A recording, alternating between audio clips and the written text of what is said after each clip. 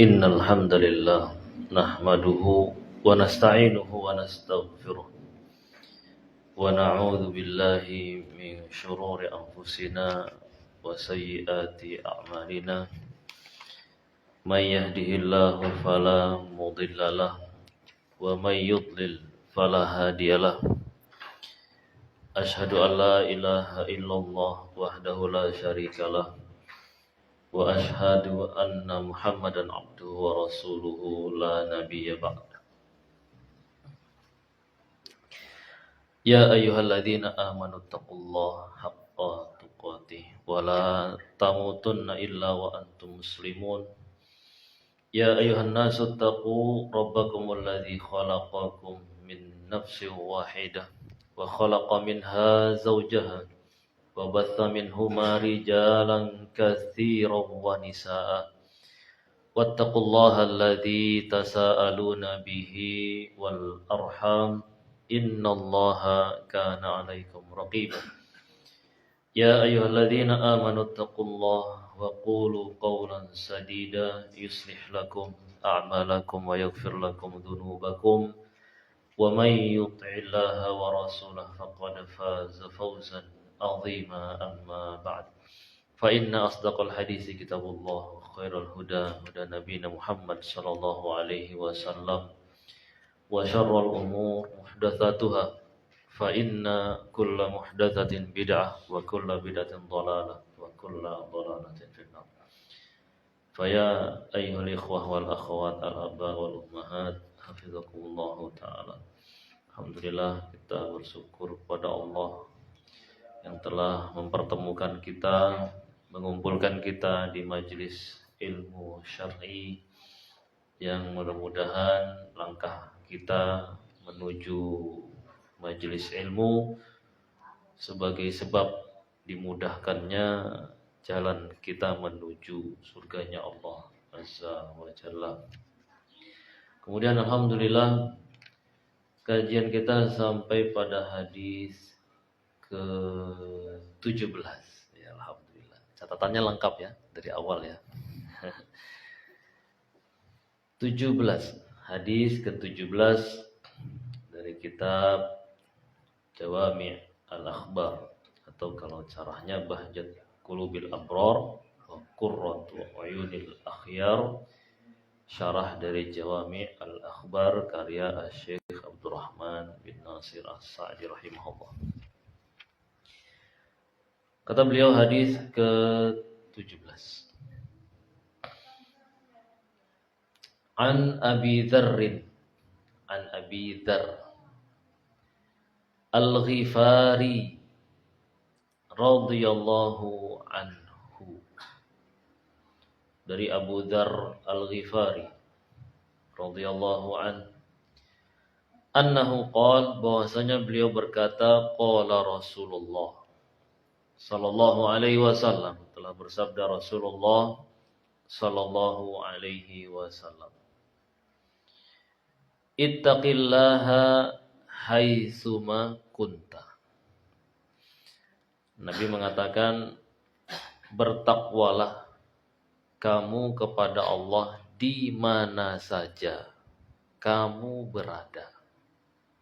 Bertakwalah kamu kepada Allah di mana saja kamu berada. Ini yang pertama. Terus pesan kedua, wa atbi'is sayyi'ata al-hasanata. Iringi perbuatan jelek dengan perbuatan baik. Ya. Kalau terjatuh ke dalam perbuatan jelek, segera tutup dengan perbuatan baik. Kemudian pesan ketiga, wa khaliqin nas bi khuluqin hasan. Kata Nabi, pergaulilah manusia dengan akhlak yang baik. Bergaulah dengan manusia dengan akhlak yang baik. Nah ini Masya Allah, ini 3 pesan yang sangat penting bagi kehidupan kita di dunia ini dan nanti untuk kita di akhirat kelak. Jadi Nabi berikan pesan yang penting yang di sini terkumpul haknya Allah dan haknya diri kita sendiri dan haknya orang lain. Jadi lengkap ya. 3 pesan. Pesan pertama terkait sama Allah. Ya, untuk kita juga. Kemudian yang pesan yang kedua, nah ini terkait sama diri kita. Ya, hak diri kita. Pesan ketiga, ini diri kita bersama orang lain. Kalau pertama diri kita sama Allah, yang kedua diri kita sama diri kita sendiri. Ya. Yang ketiga diri kita bersama orang lain. Lengkap ya, Masya Allah ini. Pesan singkat tapi lengkap ya. Jadi pertama Rasulullah SAW berpesan kepada kita untuk bertakwa di mana saja kita berada. Dan ini pesan yang memang penting sekali dan harus sering diingatkan. Ya, apalagi hati kita adalah hati yang lalai. Ya. Hari ini takwa, besok belum tentu. Ya. Malam ini takwa, besok pagi belum tentu. Atau pagi bertakwa, malamnya belum tentu. Ya, karena cepat sekali hati ini berbolak-balik. Apalagi ditambah dengan godaan-godaan yang dahsyat ya dari segala penjuru ya menuju kepada kita.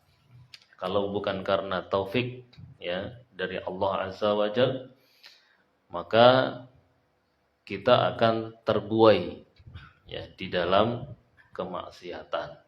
Ya, terlena di dalam kemaksiatan. Jadi Allah berikan taufik kepada kita untuk bisa bertakwa.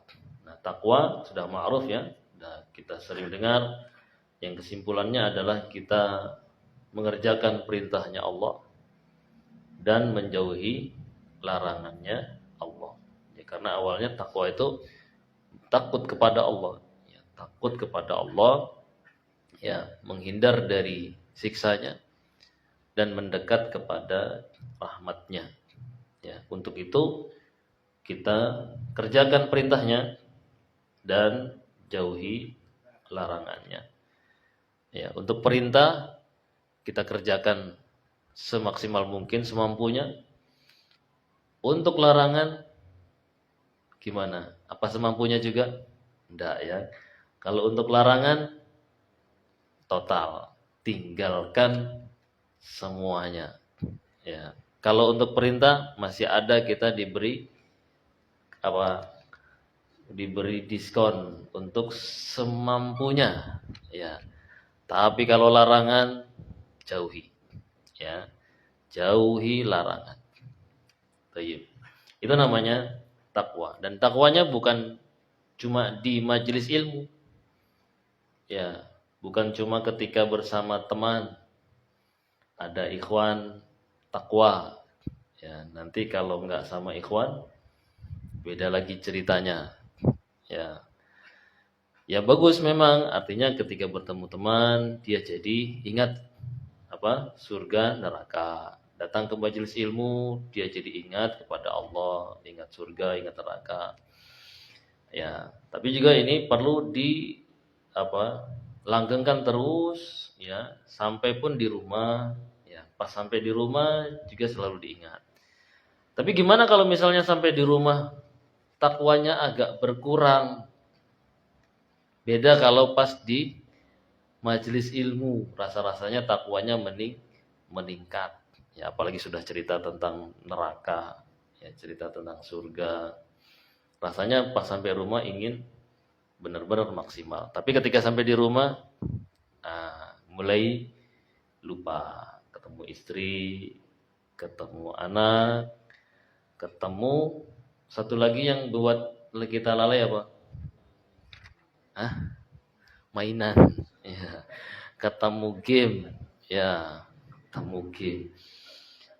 Istri sama anak nggak terlalu lah melalaikan, malah mengingatkan kita. Tapi sama game, wah ini kalau sudah pegang HP, ya lupa, ya lupa dari yang kita inginkan tadi apa, ya sampai lupa melakukannya. Nah, dimanapun kita berada, kita diperintahkan Nabi untuk bertakwa. Tapi kalau misalnya suatu saat, satu kondisi menurun, itu wajar. Ya, maksud di sini bukannya nanti takwanya derajatnya harus apa? 100% sama semuanya, yunda, ya. Disesuaikan. Karena kalau di majelis ilmu kan godaannya apa sih? Ya, godaannya kan sedikit ya. Ya, paling apa ria gitu ya. Ria, godaannya ria. Ya berat juga ria ya. Nah, di luar kan godaannya lebih berat di pasar, ya, di jalan. Itu godaannya lebih berat. Semakin dia bisa bertakwa ya semakin bagus. Ketika di pasar, ya, ketika di jalan dia bisa bertakwa, ini masya Allah, ya, lebih tinggi lagi kualitas takwanya. Ketika jualan, ya, masih ingat sama Allah, masih ingat aturan-aturannya, nah ini masya Allah. Berarti dia memang benar-benar orang bertakwa. Ya, tapi kalau misal agak kendor sedikit, ya itu namanya wajar, namanya manusia. Perlu diingatkan, ya, perlu diingatkan. Makanya setiap Jumat, ya kita selalu diingatkan untuk bertakwa kepada Allah Azza wa Jalla. Ya penting sekali, selalu diingatkan terus dan terus. Dan juga ketika sendirian, ya, ketika sama teman, sama ikhwan kan beda ya. Kalau sama teman, sama teman di majelis, sama teman di pasar. Ya, nah, ini kan kalau teman di majelis ilmu mendorong untuk takwa kan enak ya takwanya. Tapi kalau teman di pasar, nah ini dorongannya, ya dorongan untuk menipu, dorongan untuk ini, nah itu ada. Ya. Nah kalau sendirian, nah ini lebih lagi. Ya, sendirian itu diri kita sendiri sama syaitan. Ya, itu yang menggoda kita. Kalau bukan taufik dari Allah Azza wa Jalla, mungkin kita nggak kuat ya untuk mengendalikan yang nafsu yang namanya ammarah bisu, ya, nafsu yang kita selalu diajak ya untuk melakukan kejelekan. Ya, makanya banyak-banyak minta hidayah, ya, taufik kepada Allah. Jadi pas baca ihdinas siratal mustaqim, ini benar-benar minta, ya, minta diberi petunjuk, ya, taufik agar bisa takwa. Tapi bentuk-bentuk takwa ya banyak ya, tinggal menjalankan apa saja perintahnya Allah dan menjauhi semua yang Allah larang, ya, menjauhi semua yang Allah larang. Cuma memang perlu kita perhatikan, artinya takwa itu nggak harus kita selalu sholat terus, ya, atau taklim terus juga enggak. Ada waktunya masing-masing, ya, ada waktunya masing-masing. Waktunya taklim ya taklim, waktunya ketemu orang misalnya, ketemu tamu, ya, waktunya ada orang bertamu, takwa kita di situ gimana? Nah, takwa kita bersama tamu, ya disambut. Jangan nanti ada tamu terus, wah tamu ini kok, aku lagi pengen sholat nih, aku lagi pengen baca Quran kok datang ya, ganggu aja misalnya. Nah, kalau ada perasaan kayak gitu, maka harus cerdas. Enggak, ini juga takwa. Katakan pada diri kita, oh ini juga adalah ibadah, ketakwaan, ya. Enggak apa-apa. Kita terganggu lagi pengen baca Quran, tapi ternyata ada tamu. Pengen baca buku, ternyata ada tamu. Karena waktu takwanya itu memang beda-beda. Ya. waktunya ada tamu, ya disitulah ujian ketakwaan kita. Gimana sikap kita? Ya sama tamu. Nah, kalau sikap kita kayak pasang tampang apa? Tampang bosan. Aduh, bosan gitu kan. Kapan mulai? Nggak mulai tamu, nggak pulang-pulang. Ya. Nah, ini berarti kita kurang bisa menempatkan posisi. Ya, pas waktunya malam sama istri, waduh aku pengen sholat malam ini. Ya, tapi istriku kok minta temani misalnya. Gimana? Ya, takwanya sama istri. Ya, artinya masing-masing semuanya ada tempatnya. Ya, jangan dibalik-balik. Ya, jangan dibalik-balik. Semuanya ada tempatnya, waktunya. Jamnya taklim ya taklim, jamnya sama keluarga, jamnya kerja ya kerja, ya. Semuanya itu adalah bentuk ketakwaan kita, ya, kepada Allah. Jadi jangan dipahami takwa itu sholat, ya, ngapal Quran, itu tok jangan, ya. Karena takwa itu mencakup semua perintah Allah. Allah memerintahkan untuk menunaikan semua hak kan, semua hak. Ya. Jadi tunaikan semua hak di waktunya masing-masing sama yang terkait ya masing-masing. Nah, itu namanya takwa. Nah, kemudian itu terkait kita sama Allah ya. Kalau dirinci ya banyak ya. Kalau dirinci banyak sekali bentuk-bentuk ketakwaan. Nah, kemudian pesan kedua, wa'at bi'is sayyi'ata al-hasanata tamhuha. Dan iringilah kejelekan dengan melakukan kebaikan. Maka kebaikan itu akan menghapus kejelekan itu. Jadi ini Nabi kabarkan dengan kabar yang baik bagi kita manusia yang sudah jelas-jelas sering jatuh ke dalam kesalahan.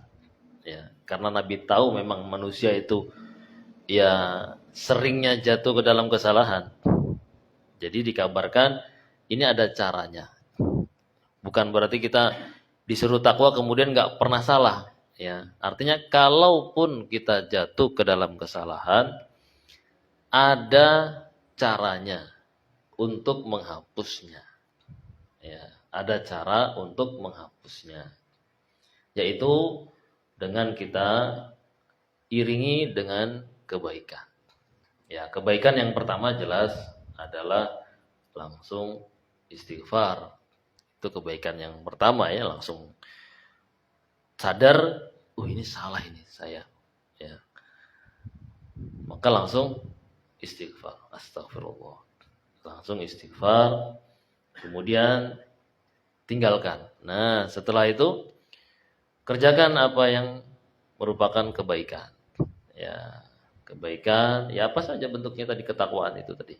Ya, bantu istri lah atau bantu anak, ya, atau ya bantu orang lain, ya, atau bentuknya ibadah murni, ibadah kita untuk kita sendiri, ya, banyak zikir atau banyak sholat atau baca Quran, ya. Nah, itu namanya kita mengiringi kejelekan dengan kebaikan, maka nanti akan Allah hapuskan. Ini juga sama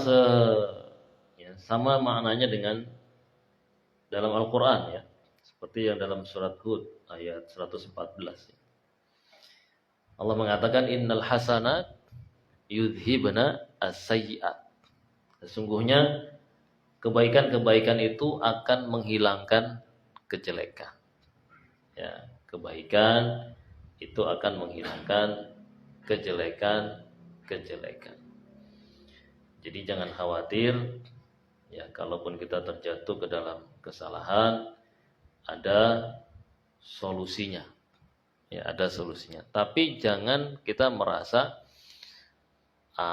bergampangan. Kan gampang ya. Kalau salah kan tinggal apa? tinggal istighfar, kan gitu. Tapi kalau orang sudah punya perasaan seperti ini yang harus dikhawatirkan. Karena khawatir Allah tidak beri taufik. Dia kira istighfar itu murni dari kekuatannya. Dia bilang gampang itu kan, gampang lah. Kalau dosa kan nanti bisa istighfar. Dia kira istighfar itu murni dari dirinya, kan tidak. Ya. Istighfar itu kita bisa istighfar adalah taufik dari Allah. Ya. Kalau Allah sudah tidak menyenanginya, artinya dia karena memang dia senang dengan maksiat, ya, maka belum tentu dia bisa langsung istighfar. Apalagi namanya maksiat itu akan menarik kepada maksiat yang berikutnya. Satu maksiat dilakukan, nanti akan ikut lagi maksiat. Ditambah lagi di hati kita dengan gambaran dari bisikan setan tadi, yaitu apa? Tenang aja lah. Gak apa-apa maksiat 10 kali, nanti istighfarnya 100 kali, ya misalnya. Kan lunas, bisa. Atau 10 kali aja udah lunas misalnya. Itu kan bisikan setannya dari kita. Ya, dari setannya kepada kita. Nah, kalau Allah tidak berikan taufik, belum tentu setelah itu dia bisa istighfar. Ya, mungkin saja setelah itu dia larut terus nanti. Ya, bisa jadi nanti dibisikin nanti aja. Ya, pas ini aja pas sholat 5 waktu misalnya, nanti aja. Terus aja dulu maksiat, nanti kan zuhur sudah selesai sholat maksiat lagi. Nanti asar kan dihapus lagi. Ya, dosanya terus maksiat lagi. Ini kalau diteruskan seperti itu, nanti lama-lama sholatnya semakin berat. Ya, udah berat sholatnya, nanti lama-lama istighfar pun semakin berat. Ya, dia akan lupa dengan namanya istighfar. Ya, lama-lama dia katakan kejelekan ini adalah suatu kebaikan. Nah, sudah dikatakan kebaikan, udah lalai dia. Ya, dibilang, ini nggak apa-apa. Ya, ini nggak dosa. Ya, ini halal dan seterusnya. Nah, ini namanya sudah lalai. Nah, bukan berarti nanti kita jadi seperti itu. Ya, ini cuma solusi ya. Artinya solusi kalau kita terjatuh ke dalam kemaksiatan, segeralah berbuat baik. Ya, berbuat baik. Bukan disuruh terus-teruslah berbuat salah, nanti gampang dihapus, bukan. Ya. Jadi kabar-kabar yang seperti ini adalah menggambarkan rahmat dari Allah Azza wa Jal kepada kita, ya, bahwasanya Allah akan menghapuskan kesalahan itu, ya, dengan ketika kita melakukan kebaikan. Nah, Masya Allah, makanya seringlah, ya, sering istighfar. Coba bayangkan kita, istighfar itu kan gampang ya, ya. Nah, sehari berapa kali kita istighfar itu? Nah, ada 100. Kadang jarang kan, nggak sampai 100 ya. Anggap selesai sholat berapa? 3 kali. 3. Ya, 3 kali 5, 15. Ya. Ini kalau pagi kadang kan ada zikir pagi juga, ada istighfarnya. Sore ada istighfarnya. Kadang lupa ini. Ya, lupa. Ya. Kalau sudah larut dengan dunianya, larut dengan maksiatnya, nanti lupa. Ya, lama-lama lupa. Sholatnya pun buru-buru. Selesai sholat sudah. Ya. Nggak ada ruhnya dalam sholat itu. Nggak ada khusyuknya. Ya, kalau hatinya udah penuh dengan kemaksiatan. Nah, maka sebelum sampai ke derajat itu, Nabi ingatkan, segera, ya, biasakan segera. Maksiat langsung istighfar, langsung diiringi dengan kebaikan. Jadi maksudnya gitu, bukan nanti dikumpulin dulu maksiatnya, lama maksiat, ya, terus pas mau mati, baru tobat, ya. Ini berarti enggak seperti ini maksud Nabi, enggak. Maksudnya biar jangan sampai hati itu hitam dulu, jangan sampai hitam. Segera dihapus. Ya, bukan dibiarkan banyak baru dihapus. Ya. Pas baru melaksa atau terjatuh ke dalam kejelekan, langsung dihapus. Gampang kan noda? Ya gampangnya baju lah, baju itu kalau baru kena ya, baru kena darah misalnya atau baru kena tanah ya, kalau langsung dicuci kan gampang hilangnya ya, kadang nggak pakai sabun pun bisa hilang ya. Tapi kalau sudah lama ya harus pakai sabun, harus dikucek-kucek, harus digosok-gosok ya, bahkan harus kadang direndam air panas ya, baru bisa hilang kotorannya. Nah, itulah gambarannya ya, gambaran seseorang melakukan kesalahan ya. Jadi di sini menggambarkan manusia itu memang gak lepas dari kesalahan. Tapi jangan biarkan kesalahan itu berlarut ya. Segera dihapus. Ya, salah hapus, salah hapus, salah hapus. Nah, itu triknya caranya untuk hati kita biar terus dalam ketaatan. Ya. Salah dihapus, salah dihapus. Terus gimana kok jatuh kesalahan terus ya? Enggak apa, namanya manusia. Ya, namanya manusia. Salah lagi jatuh dihapus. Tapi yang penting segeranya itu. Ya, salah langsung segera dihapus. Itu yang bagus. Ya, langsung taubat. Ya. Kalaupun nanti jatuh lagi, ya itu namanya manusia, namanya lalai. Manusia memang sifatnya lalai. Ya, lalai, tolim, ya, jahil, ya itu namanya sifatnya manusia. Kemudian, dan ini memang sifatnya orang bertakwa ya. Sifatnya orang bertakwa itu ketika dia jatuh ke dalam kesalahan, dia segera bertaubat ya. Dia segera bertaubat kepada Allah Azza wa Jalla. Kemudian berikutnya wa khaliqin nas bi khuluqin hasan. Pesan yang ketiga. Ya. Dan pergaulilah manusia dengan akhlak yang bagus. Nah, ini penting sekali. Ketika kita bersama saudara kita, bersama sesama kita, sama manusia ya, itu perlu punya sikap yang baik sama mereka. Ya. Akhlak yang baik ya. Akhlak baik itu seputar satu kemarin kayaknya sudah disampaikan di sini ya, di tempat lain. Akhlak yang baik itu adalah kaful adza namanya, wa badlun nada. Ya. Intinya dua ini adalah memberikan kebaikan dan tidak mengganggu. Ya, tidak mengganggu. Ada yang menambahkan 3, tolaqatul wajhi.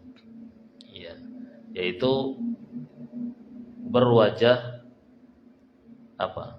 berwajah berseri-seri, ya, bermuka atau berpenampilan indah, ya, berseri-seri. Artinya selalu dengan senyum, ya, ramah, ya, sopan. Nah, itu namanya akhlak yang baik. Jadi seputar itu intinya. Nah, cabang-cabangnya, contoh-contohnya ya tinggal disesuaikan, ya. Disesuaikan di suatu tempat itu, ya. Dikatakan dia itu tidak mengganggu seperti apa, ya. Bisa juga disesuaikan dengan tempat itu, ya. Memberi yang baik itu seperti apa, ya. Itu juga nanti bisa disesuaikan di tempat itu, ya. Di suatu tempat kan beda-beda, ya. Ada yang dia dikatakan punya akhlak baik sama tamu, itu cukup dia menjamunya dengan kasih air minum sama jajan apa gitu kan udah cukup ya sebagai sebagian tempat. Tapi di sebagian tempat lain itu dikira belum cukup. Ya. Karena biasanya di situ namanya menjamu tamu ya disembelihkan kambing atau onta gitu atau ayam gitu. Nah, itu namanya menjamu tamu baru. Ya, tapi kalau cuma dikasih air minum, kasih gorengan, itu cuma makan sehari-hari sama makanan cemilan biasa. Ya, itu belum memuliakan tamu namanya kalau di sebagian tempat. Ya, tapi kalau di kita kan sudah urufnya sudah biasa lah ya. Sudah begitu, ya itu sudah menjamu tamu, itu sudah termasuk akhlak yang bagus. Nah, kalau di bawah itu, nah itu baru mungkin tamunya cuma dibiarin, nggak dikasih air, nggak dikasih apa, itu mungkin itu di bawah itu baru dikatakan tidak berakhlak bagus. Ya, baik. Jadi bisa disesuaikan kondisi masing-masing tempat. Ya, memberi itu dikatakan baik seperti apa, ya. Juga tidak mengganggu juga bisa disesuaikan dengan masing-masing tempat. Ya, tidak mengganggu itu yang bentuknya seperti apa. Ya. Misalnya di rumah di pinggir jalan ini, ya, kan banyak kendaraan, ya, bermotor. Boleh nggak kendaraannya tetap dihidupkan kalau di pinggir jalan? Apa harus dimatikan? Ya, di sebagian tempat kan, oh kalau di dalam misalnya pas di dalam, ya itu mungkin dalam kondisi tertentu kendaraannya harus dimatikan. Ya, tapi kalau di jalan raya seperti ini, masa harus dimatikan? Nanti nggak bisa jalan orang. Ya, jadi dimaklumi, oh itu berisik yang dimaklumi. Ya, jadi itu dikatakan kalau untuk di jalan raya itu namanya tidak mengganggu. Tapi kalau di pelosok masuk terus kita tetap hidupkan motor di malam-malam hari gitu kan, nah itu namanya mengganggu. Ya. Kalau di jalan raya kan 24 jam nggak ada masalah. Ya. Tapi kalau di dalam, ya, nah itu jam 10 yang orang sudah mau tidur dia masih keliling-keliling naik motor apa gitu kan namanya mengganggu. Ya, itu pada sebagian tempat. Nah, jadi namanya mengganggu itu bisa disesuaikan kondisinya. Ya, kadang di satu tempat tidak disebut mengganggu, satu tempat disebut mengganggu. Ada yang disepakati, ya dimanapun itu disebut adalah gangguan. Ya, nah tinggal dilihat di situ. Nah, maka setiap orang yang dia berupaya untuk selalu memberi, terus berupaya tidak mengganggu, ya terus punya wajah yang berseri-seri, ya sopan, santun dan seterusnya, maka itu dia berarti punya akhlak yang baik. Ya. Dan akhlak baik ini sangat terkait erat sama apa namanya? Keyakinan seseorang itu.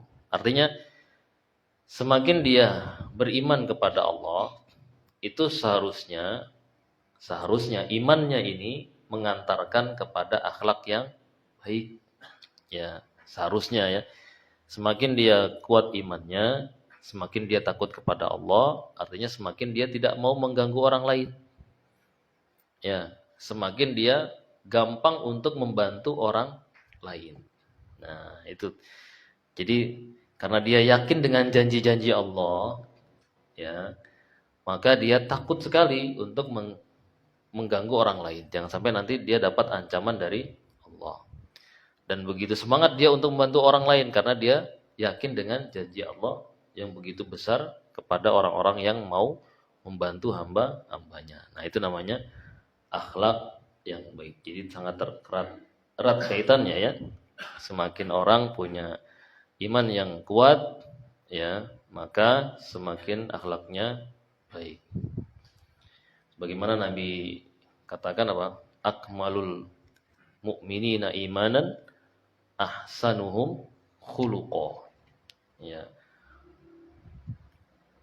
sebaik-baik orang mukmin imannya atau seorang mukmin yang paling sempurna imannya itu adalah seorang yang apa? Paling baik akhlaknya. Jadi Nabi kaitkan ya iman sama akhlak.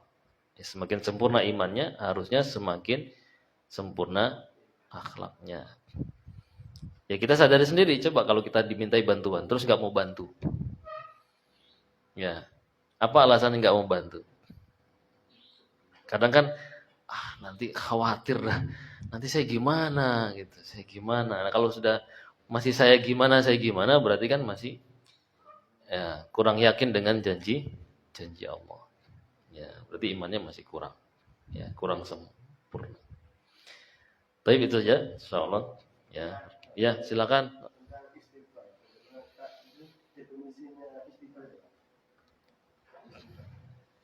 Istighfar itu kan artinya ista itu meminta. Ya, istaghfara, meminta ditutupi dosanya.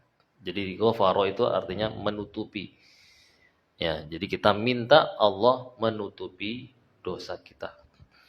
Nah, bisa bentuknya lafadznya astaghfirullah, bisa. Atau ditambahkan astaghfirullahal azim juga bisa. Atau bentuknya Rabbighfirli.